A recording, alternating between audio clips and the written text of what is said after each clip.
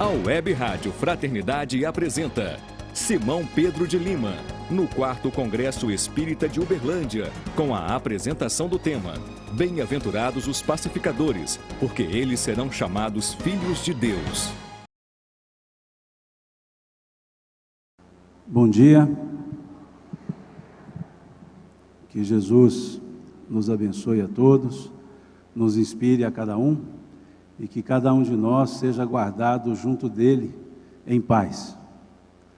Mais uma vez, aqui no céu, aqui no Congresso Espírita de Uberlândia, e parabenizando os organizadores pela qualidade do evento, pela organização do evento, e parabenizando a Rádio Web Fraternidade pelos seus 10 anos, pelo seu tempo de divulgando essa mensagem espírita, levando o bem, como eles dizem, o bem na internet.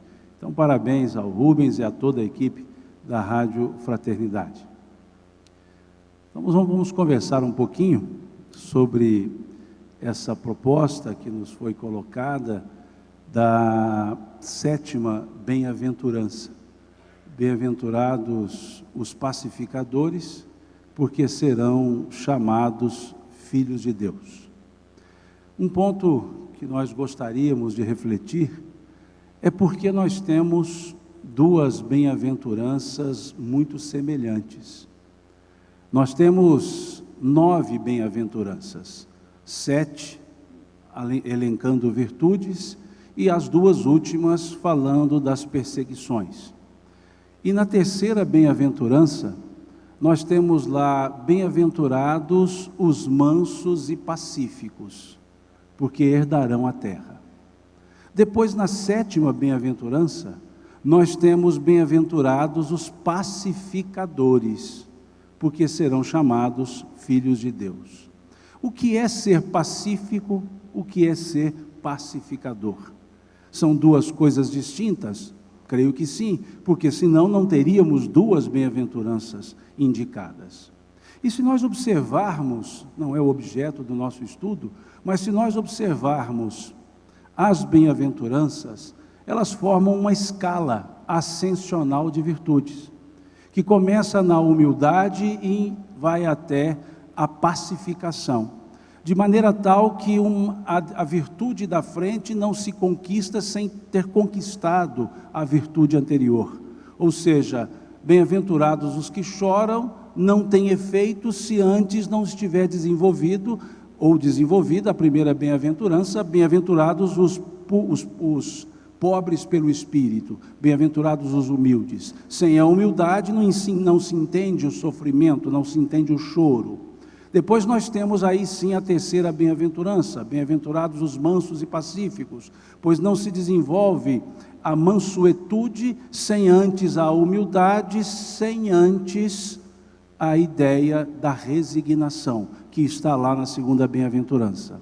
E assim segue, de maneira tal que a 7ª bem-aventurança é bem-aventurados ou os pacificadores. Se o pacífico, bem-aventurados os pacíficos, estão ou está na 3ª bem-aventurança e pacificadores na 7ª bem-aventurança, significa que ser pacífico é um degrau para ser pacificador depois. E o que é então ser pacífico? É não devolver o mal. E o que é ser pacificador? É promover o bem. E ninguém dá aquilo que não tem. Não tem como ser pacificador se não trouxer em si a paz. Ninguém pode promover a paz se não cultivar em si o senso da paz. E aí nós entendemos por que nós temos algumas questões do Livro dos Espíritos que vão nos falar de melhoramentos, como a última questão do Livro dos Espíritos, a 1019, quando se pergunta se o reino do bem jamais terá lugar sobre a terra. E eles respondem que quando o bem terá lugar sobre a terra, quando as almas, os espíritos que aqui vierem habitá-la, os bons forem em maior número do que os maus, aí sim reinará o bem e a justiça. E segue a resposta, que é 1,5 páginas.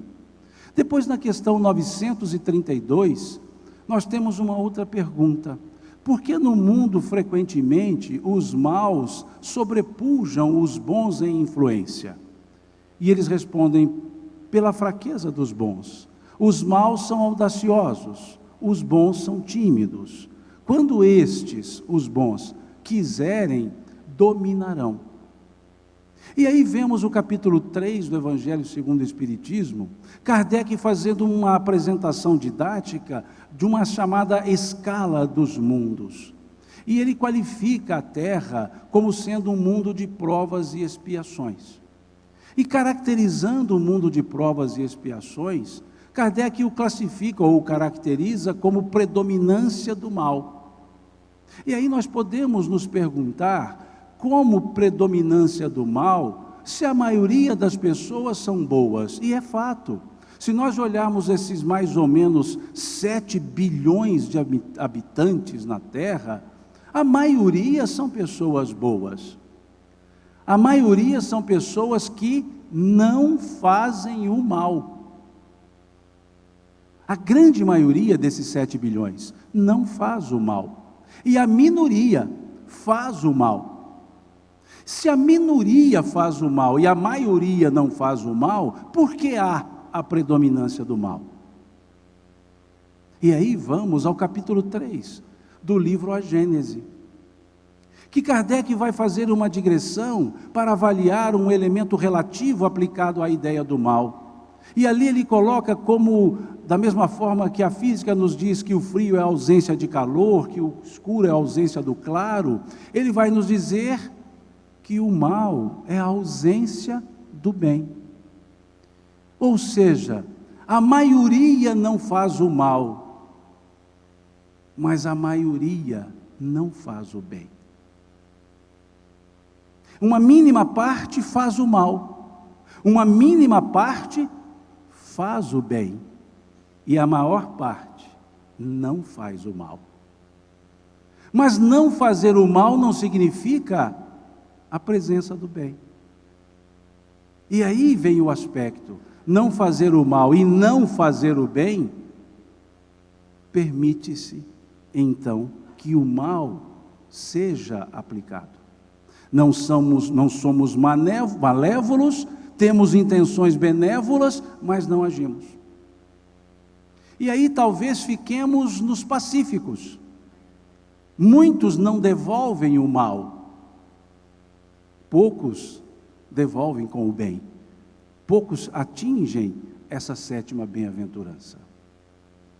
Então nós percebemos por que dessa caracterização de um mundo de provas e expiações com predominância do mal, não pela feitura pura e simples do mal, mas pela não feitura do bem.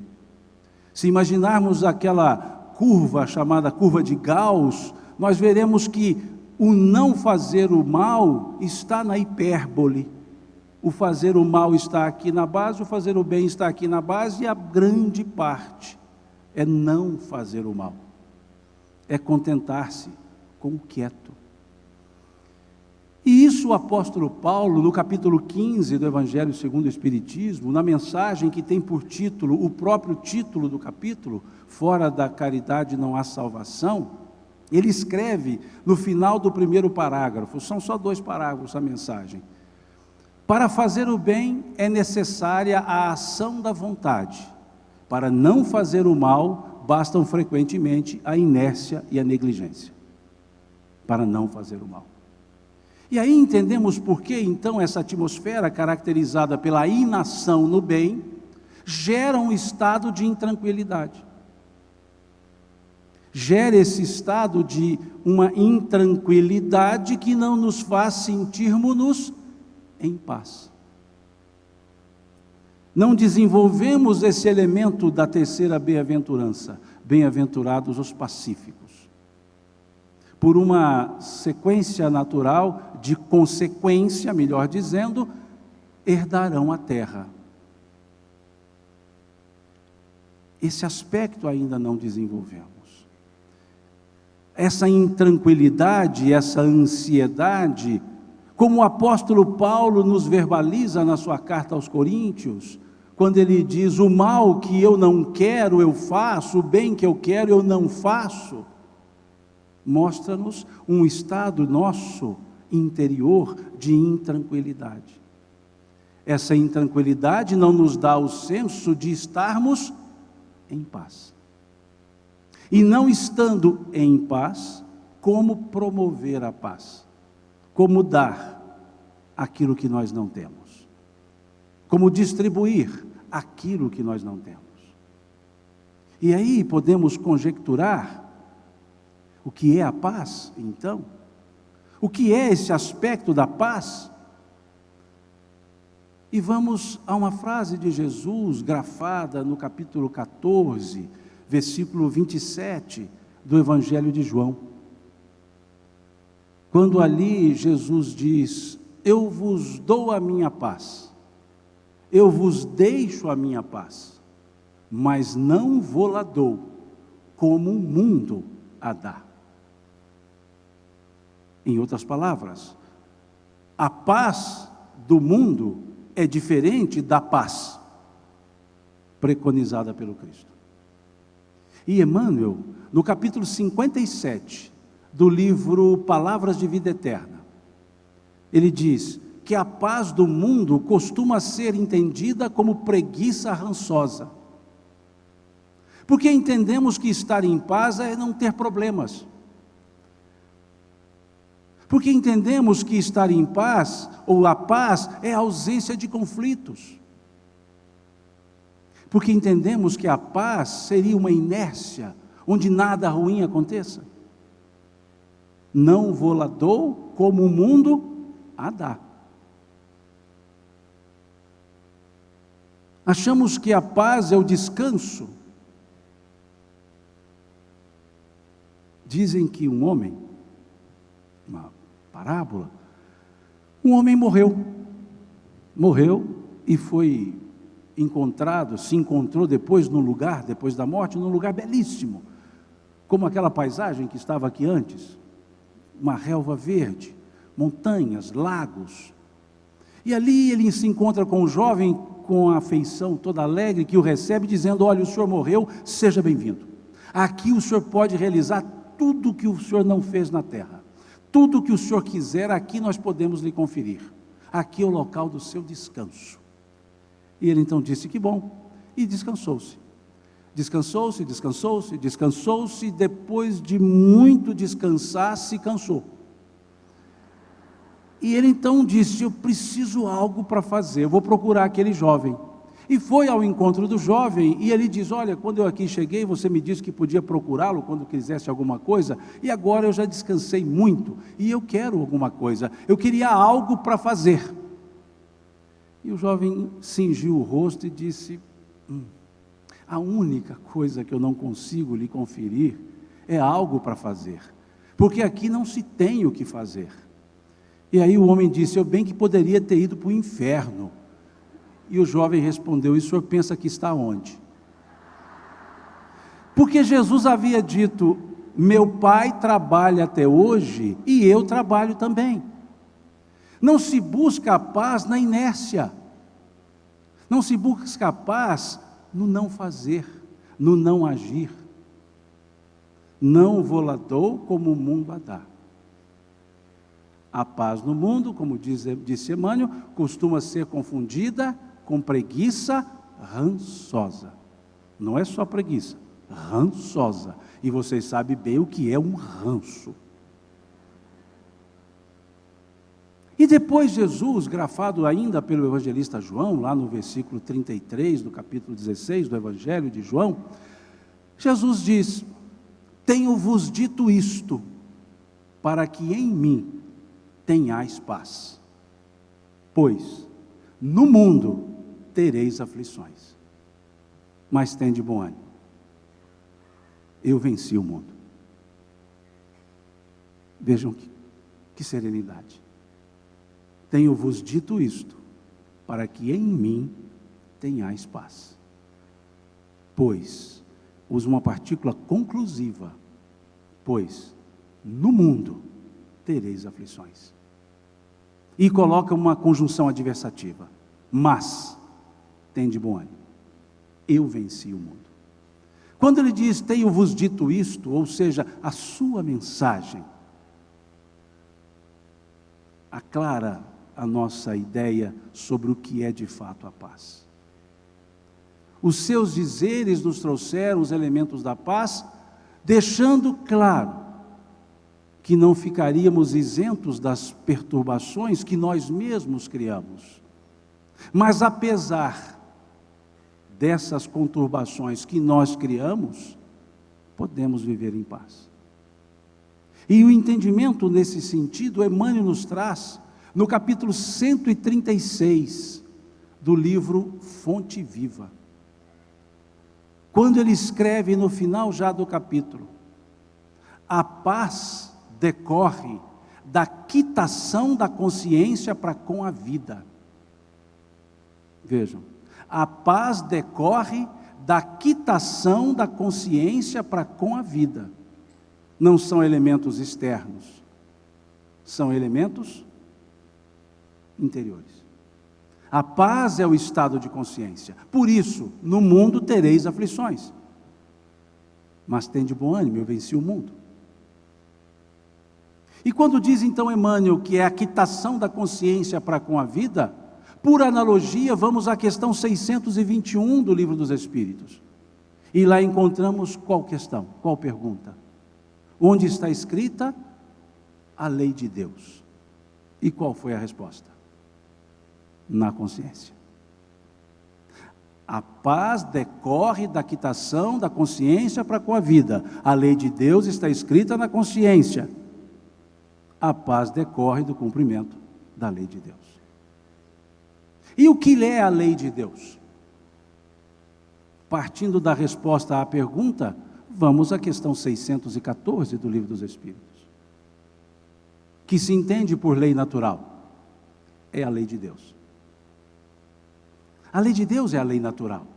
Física, espiritual, do campo íntimo, do campo externo. Mas eles não dizem somente a lei de Deus. Os Espíritos acrescentam dizendo, criada por Deus para a felicidade do homem. Ela lhe indica o que deve ou não deve fazer. E o homem só é infeliz quando dessa lei se afasta. E o homem só é infeliz quando se afasta da sua estrutura consciencial. Quando se perturba a si mesmo. E isso nos dá então, nos gera a intranquilidade, que nos dá o senso de não paz. Tudo ainda no pacífico, na terceira bem-aventurança. Porque se olharmos a sétima bem-aventurança, a consequência natural de ser pacificador, serão chamados filhos de Deus. Quem foi chamado com esse termo, filho de Deus? Ou por esse termo, filho de Deus? Jesus. E Jesus passou por momentos de aflições? Ou um chicote, um azorrague, uma crucifixão, uma coroa de espinhos, carregar um patíbulo, não é algo que gera aflição física. Ele no horto, no Getsemane, com 3 de seus discípulos mais próximos a ele,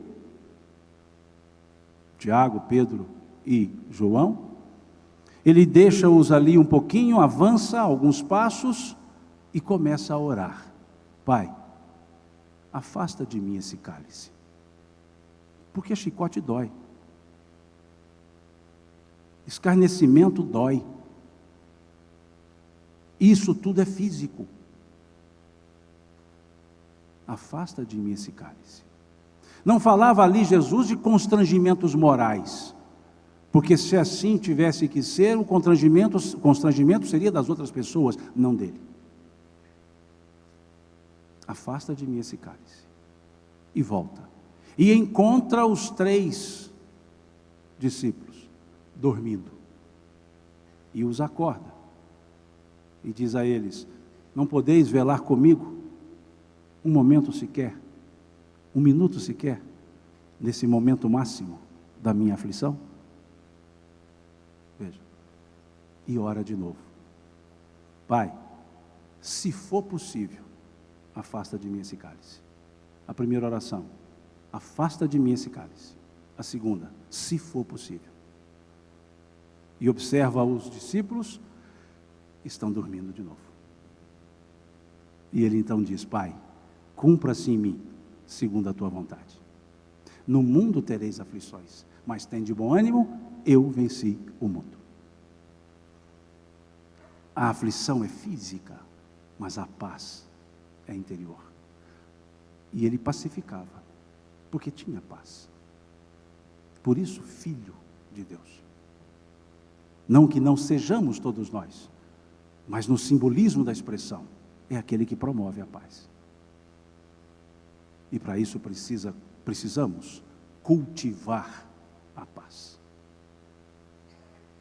Tornar a paz uma cultura, não somente a não violência, mas a paz. Que, aliás, quando olhamos a estrutura educacional advinda da chamada Educação em Valores Humanos, da escola Satya Sai Baba, ele separa esses dois elementos como os 5 valores significativos, básicos da educação: amor, verdade, não violência, paz. Veja, não violência, paz. Pacífico, pacificador. Não sou violento, mas não significa que eu seja pacificador. Não faço mal, não desejo mal, não quero mal, mas não faço bem, embora deseje. Não violência, paz. Pacífico, pacificador. Cultura da paz. Como disse certa vez Mohandas Gandhi: busque a paz e siga-a. Não é só busque a paz, siga-a. Transforme numa cultura, num modo de viver, numa maneira de viver, a serenidade, que não é simples, não é fácil, mas é o elemento de desenvolvimento de hábito, que Emmanuel nos diz no livro Pensamento e Vida, é uma esteira de reflexos, o hábito. Então temos que exercitar, e aí sim teremos a cultura da paz. Busca a paz, melhor dizendo, quem assim disse não foi Mohandas Gandhi, foi Pedro. Na sua primeira carta, capítulo 3, busque a paz e siga. Gandhi disse: não há caminho para a paz é o caminho. Cultura. Pedro, busque a paz e siga. Mohandas Gandhi, não há caminho para a paz é o caminho. Porque não é algo que eu busco, é algo que eu cultivo. A paz não é algo que eu vou atrás no sentido físico que ela está lá. A paz é algo que eu tenho e coloco e desenvolvo, e aí continuo prosseguindo. Busco a paz em mim mesmo, no equilíbrio interior, que Jesus por diversas vezes nos falou, chamando por reino dos céus, reino de Deus. O reino de Deus é semelhante a um homem que foi ao mar, jogou as redes, pescou peixes grandes e pequenos.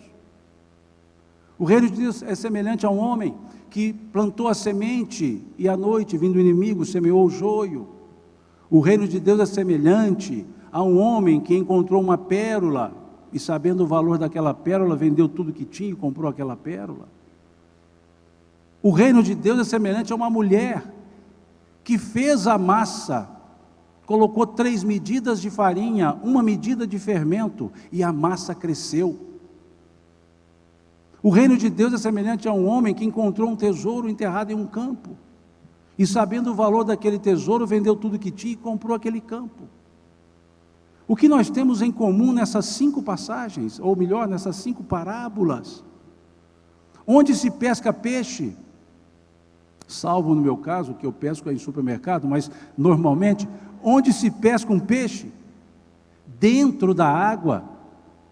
Onde se planta uma semente? Dentro do sulco.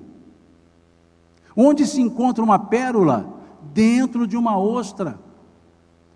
Onde estava o tesouro? Dentro da terra. E o fermento age na massa de dentro para fora. O que nós temos em comum nessas parábolas?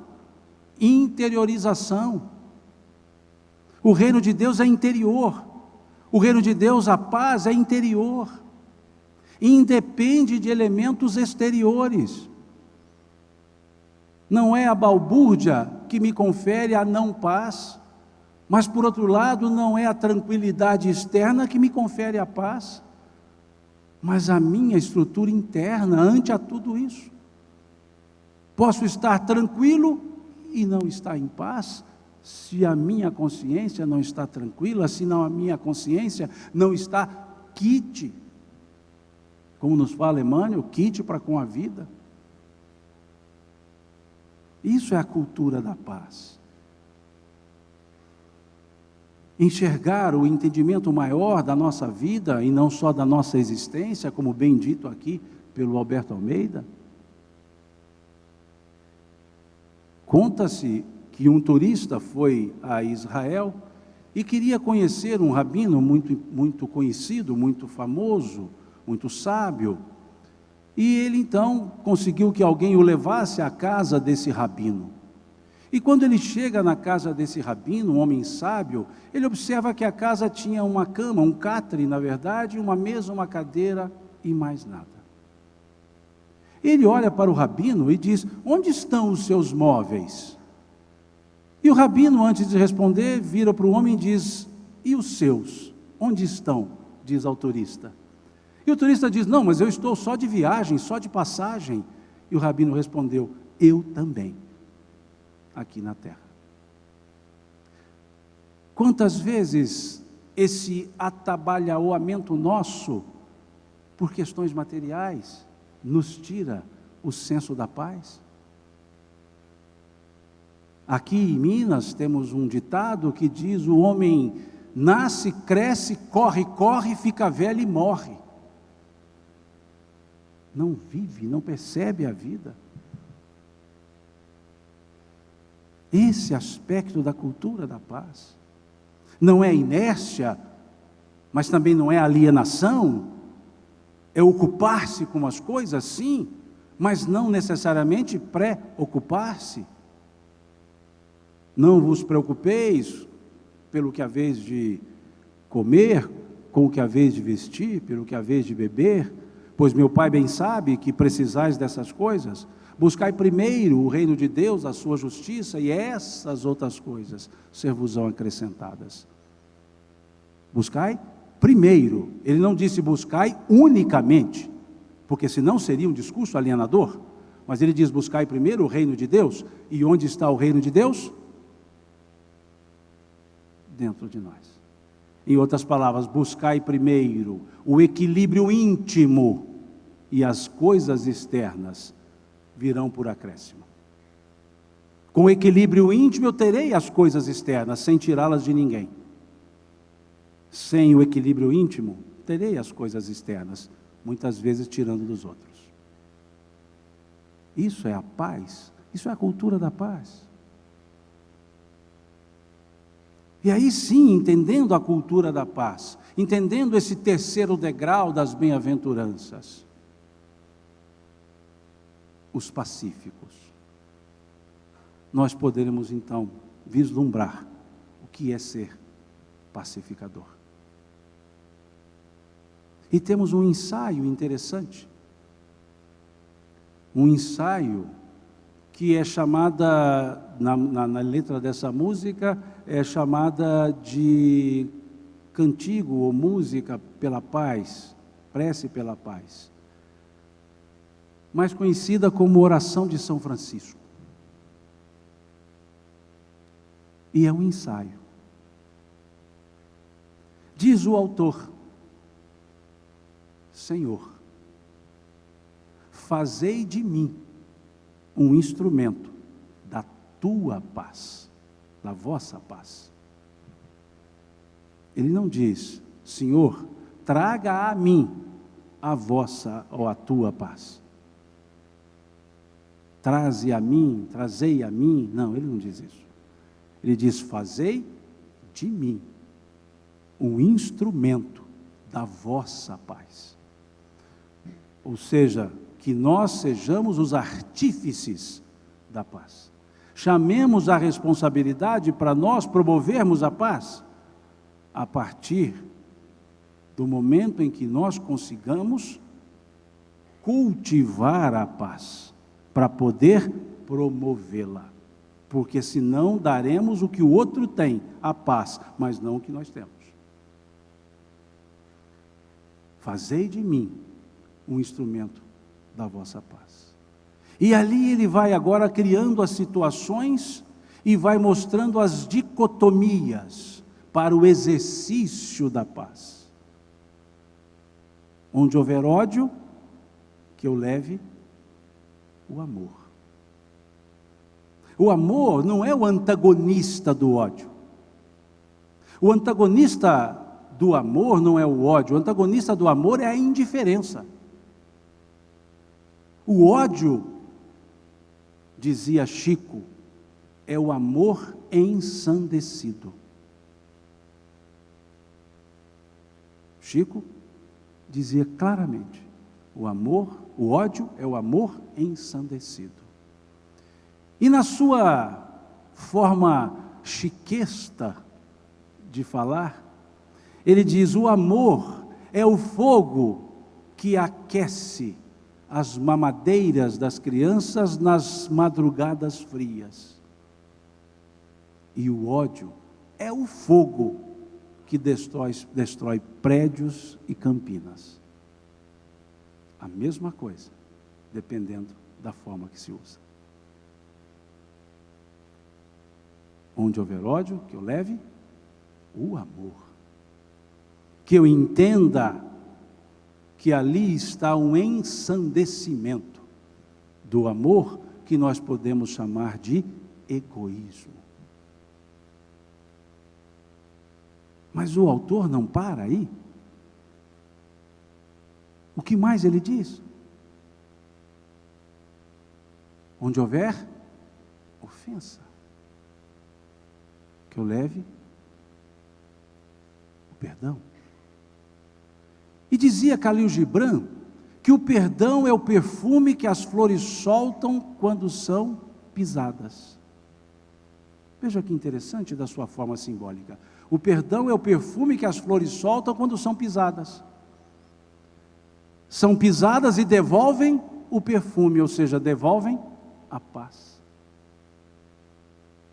Pacificam apesar do esmagamento, da opressão, da dificuldade, porque o perfume é o que elas têm, e elas devolvem instintivamente o que têm, e nós também devolvemos instintivamente o que nós temos.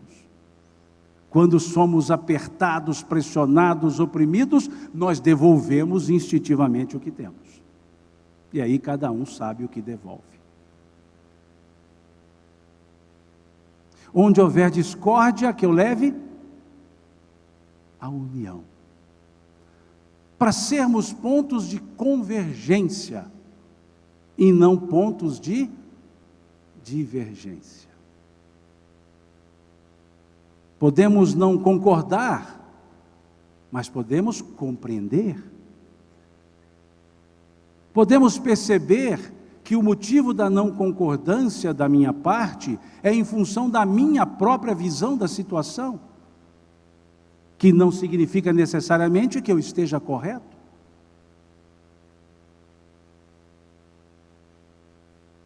Perceber, como dizia Emmanuel, sejas tu o último anteparo de qualquer mal. Em outras palavras, não passe para frente, porque quem conta um conto, aumenta um ponto. O mal, dizia André Luiz, não merece comentários. E a gente ainda diz, não, eu estou falando do jeito que eu ouvi. Eu estou só repassando. Tal e qual. Não é a minha opinião, eu só estou repassando. Então, para que repassar? Qual a finalidade? Onde tua palavra não ajuda, dizia André Luiz, Emmanuel, melhor dizendo, cala-te.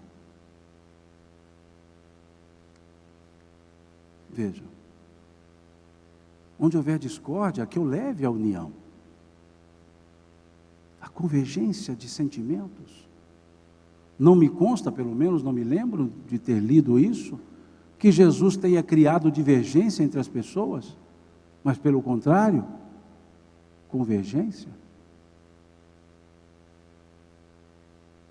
Não se intrometia nas questões alheias, respondia quando era perguntado, agia quando era pedido, mas não se intrometia na vida de ninguém, de forma pura e simples por se intrometer. Não ficava na linguagem mineira assoprando brasa que pega fogo. Então ali, diz o autor, onde houver discórdia, que eu leve a união. Que não significa concórdia com o fato, mas compreender as circunstâncias e apontar soluções melhores. Porque mesmo Jesus, quando mesmo ele comentava os aspectos confusos da lei, ele não só comentava, ele apresentava algo melhor. Quando observada a atitude dos apóstolos de colher espigas no sábado, e a lei dizia não fazer esforço no sábado, e acusaram os seus discípulos de colher espigas no sábado, Jesus disse, o sábado foi feito por causa do homem, não o homem por causa do sábado. Quando ele cura um homem num sábado, e diz a ele, levanta, pega o teu leito e vai embora, as pessoas acusavam-no de curar em dia de sábado e exigir do homem um esforço, que não era permitido ao sábado, carregar um leito. E Jesus então diz, quem de vós, se tendo 100 ovelhas, uma se desgarrar do rebanho num sábado, não vai à procura dela, e só volta quando a encontrar? Se assim fazem para uma ovelha, quanto mais não vale um homem. Então ele não criticava, ele mostrava os elementos. E dizia Emmanuel, todas as vezes que criticares a ação do teu semelhante, estarás tu na condição de melhor fazer do que ele. Onde houver discórdia, que eu leve a união. E onde houver dúvida, que eu leve a fé. E o que é fé? Na questão 354 do livro Consolador, Emmanuel nos diz, fé é a certeza em Deus, certeza que ultrapassa os limites das crenças religiosas. Certeza que ultrapassa os limites das crenças religiosas. Onde houver dúvida, não é levar a religião que professamos, mas a certeza que temos na realidade da vida, na imortalidade da vida, em Deus. Elementos religiosos, depois, se a pessoa assim o quiser. Na quinta-feira conversava em diálogo fraterno, na casa espírita, onde frequento, onde trabalho, e a pessoa me disse, olha, o meu genro disse, católica, ministra da Eucaristia, o meu genro disse, se eu viesse falar com você, você ia me transformar em espírita. E eu disse a ela, se a senhora quiser me ajudar, eu também vou tentar me transformar realmente num verdadeiro espírita. Nós não estamos aqui para discussões teológicas, exegéticas, nós estamos aqui para dialogar. E eu tenho a certeza em Deus, a senhora também tem. Olha o nosso ponto de convergência. Vamos falar sobre isso. E é assim que se trabalha a fé, que é um elemento seguro, pleno, monossílabo, mas amplo. Como bem dizia o filósofo cantor Gilberto Gil, andar com fé eu vou, pois a fé não costuma falhar. Não costuma não, ela não falha, desde que a tenhamos. E aí escreve Emmanuel, no capítulo 40 do livro do livro Vinha de Luz: a árvore da fé viva não brota miraculosamente nos corações, e não é serviço de menor esforço. Ou seja, fé não vem, fé se constrói, mas não é serviço de menor esforço. Não é assim, Deus me dê fé. Ele vai falar, eu já te dei todo o germe para isso, é só desenvolver. Mas não é serviço de menor esforço. E aí entendemos porque Paulo foi dizer, peleja na fé. E eu achava que peleja era um termo só nosso aqui, dos rincões de Minas, lá da minha grande cidade de São Gotardo, onde eu nasci. Tem São Gotardense aí. Lá da grande cidade onde resido, patrocínio. Porque senão amanhã eu vou ter problema em patrocínio. Vejam, duas cidades que eu tenho no coração. Mas vejam, não é serviço de menor esforço, não é essa peleja que eu achava que era só de lá, mas é a peleja, é a luta constante. É aquilo que Paulo chamava atletas do Cristo, que treina, para desenvolver a fé. Onde houver dúvida, que eu leve a fé. Onde houver erro, que eu leve a verdade. E o que é a verdade? Não, porque eu sou uma pessoa verdadeira. Eu falo o que tem que ser. Comigo é tira e queda. Eu falo umas poucas e boas. Não são poucas e tampouco boas. A verdade é precisa, é segura, ou é necessária, dependendo do sentido que se quer dar à palavra precisa. E é árdua. Não, a verdade nunca é árdua. Pois a verdade, dizia Francis Bacon, não é filha da autoridade, é filha do tempo. Há momento, como está lá no Eclesiastes, capítulo 3, a partir do versículo 3 também. Todas as coisas têm o seu tempo e para cada ocupação chega a sua hora. A verdade tem o seu tempo. Que não foi, por exemplo, o tempo de Pilatos, quando conversava com Jesus. E pergunta-lhe, sois rei? E Jesus responde, meu reino não é deste mundo. E pergunta, sois rei? Ele fala, tu o dizes. E pergunta, o que vieste aqui fazer? Ele responde, dar testemunho da verdade. E pergunta, o que é a verdade? E Jesus se cala e não responde. Porque a verdade tem a hora, tem um momento para ser compreendida. A verdade tem três faces. A que eu vejo, a que o outro vê, e a realidade, que pode ser diferente das outras duas faces. Chico, chiquianamente falando, ele dizia, quando for dizer a verdade, coloque uma gota de verdade em 1 litro de amor e fale. Uma filosofia chiquiana perfeita. Coloque uma gota de verdade em 1 litro de amor e fale. Sejamos verdadeiros, mas não sejamos ofensivos.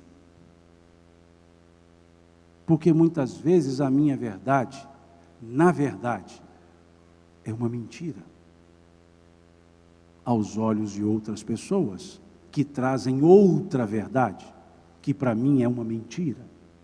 e que no fundo as duas são mentiras e a verdade é outra. Não somos donos sequer usufrutuários da verdade.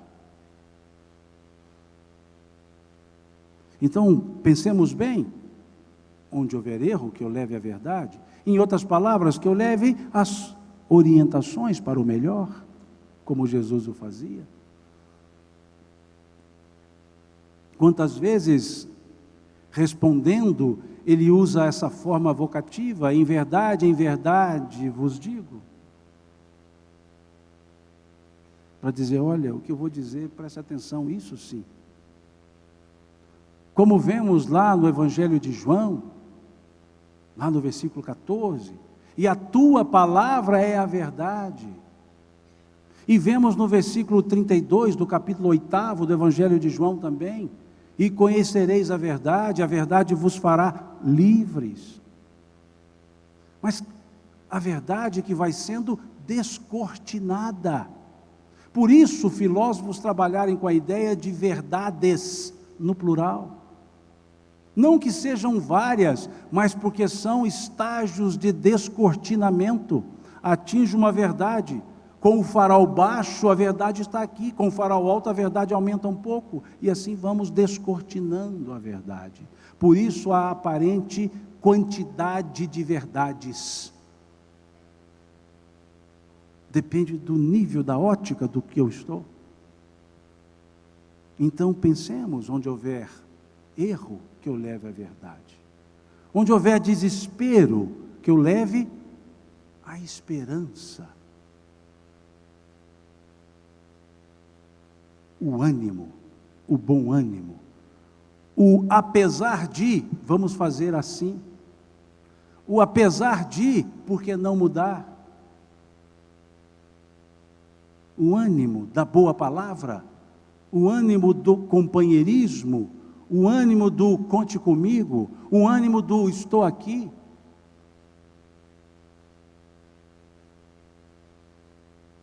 Vejam, isso é a esperança.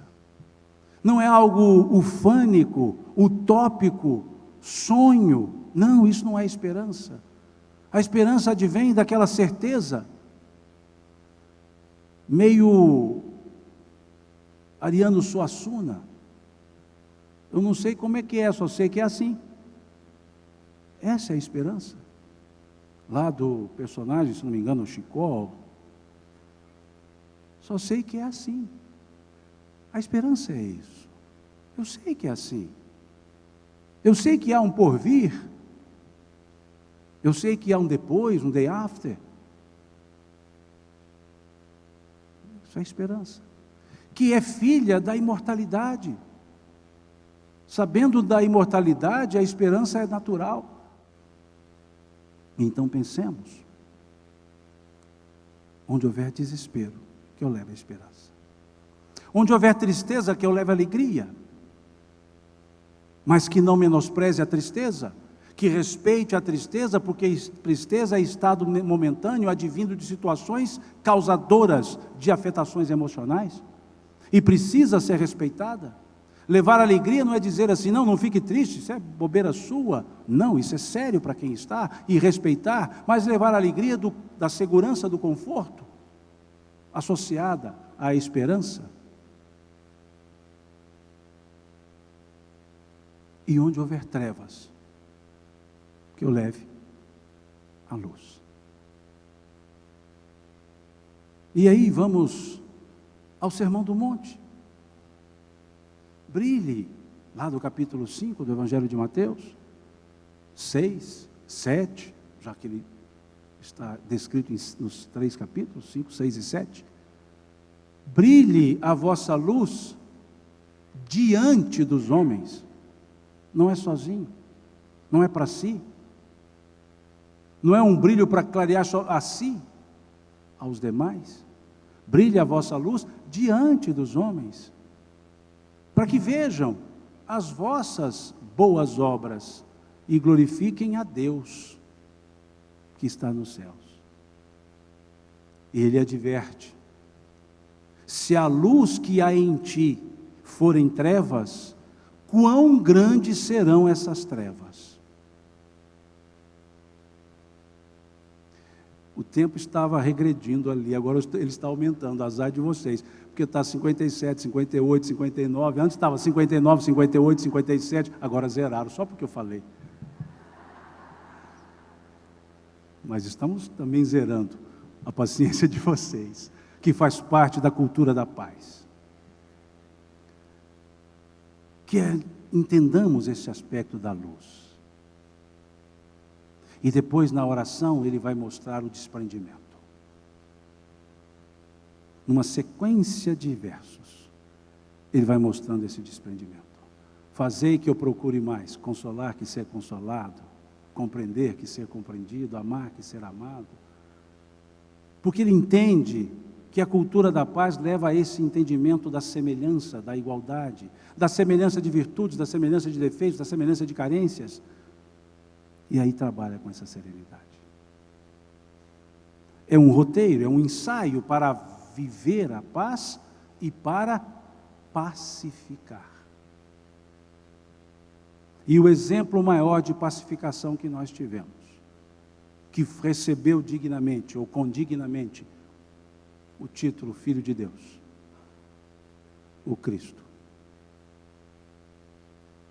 Ele levou a paz ao coração da samaritana, confusa no seu dia a dia e nos seus amores. Ele levou a paz àquela mulher que estava por ser apedrejada, através da indicação de uma continuidade da vida e das suas próprias ações, dizendo: vá e não peques mais, dando a ela o ânimo para, apesar dos erros anteriores, promover acertos vários. Deu a ela o senso da paz. Deu a Pedro o senso da paz, quando Pedro corta a orelha de Malco, quando Jesus é preso, e ele diz: Pedro, embainha a tua espada, pois aquele com a espada fere, com a espada será ferido. Levou a paz àquele centurião preocupado com o seu servo que estava doente em casa. Levou a paz àquela senhora que por 12 anos padecia de uma hemorragia, de um fluxo de sangue. E levou a paz a essa, sem nada dizer. Porque diz o texto que ela toca-lhe por trás a borda da túnica. E naquele toque, no meio de uma multidão, Jesus diz: para, alguém me tocou. E pergunta um sensível dos apóstolos, creio que Pedro: como tu dizes, alguém te tocou, se todos te empurram? E ele diz: alguém me tocou, pois de mim saiu virtude, poder. E levou a paz àquela senhora. E levou a paz a todas as pessoas com as quais ele se encontrava e a ele buscava. Levou a paz a Bartimeu, quando lhe abre os olhos, para que ele enxergasse a realidade da vida.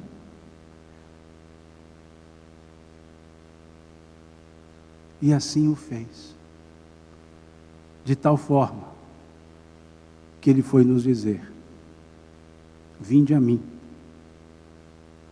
todos vós, que estáis cansados, fatigados, eu vos aliviarei. Tomai sobre vós o meu jugo e aprendei comigo, que sou manso e humilde de coração. E aí encontrareis refúgio para as vossas almas, pois leve é meu fardo e suave é meu jugo. Assim, é só correr para o Cristo. Assim, é só correr para o abraço. Deus lhes pague.